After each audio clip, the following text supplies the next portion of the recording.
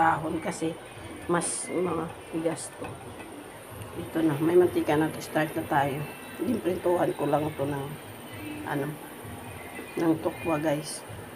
Kaya start na tayo magluto dito.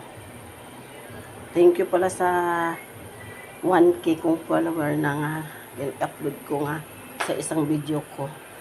Salamat sa mga sa akin. Ito na.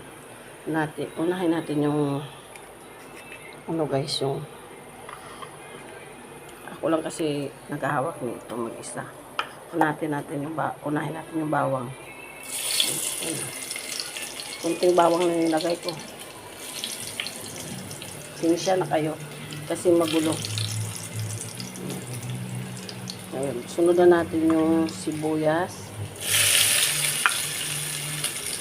Magtataka kayo kasi minsan iba-iba yung ko. Kasi yung doon nga background nga black sa bahay yun guys. Dito naman sa ginatrabahuhan ko. Kasi nagtatrabaho ako nga sa bahay. Hindi pwede tayo mag-asa sa mga anak natin. Lalo yung mga anak natin wala namang trabaho talaga guys na regular. Na sila?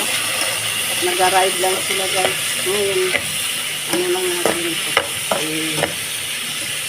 Pa-brown lang natin itong maingay sa taas kasi may ang isang kwarto doon. Inaas yung aircon. Ayan lang natin yung mag-brown yan. Huwag natin madaliin ang natin guys. Ito ako ng sakit.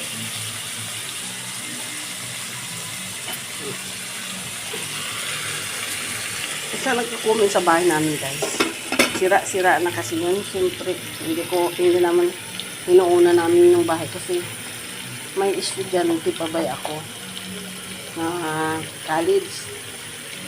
Nga siya sa college yung pre-tuition sa PUP kasi kaso lang kahit pre-tuition sagot pa rin namin yung yung pamasahe.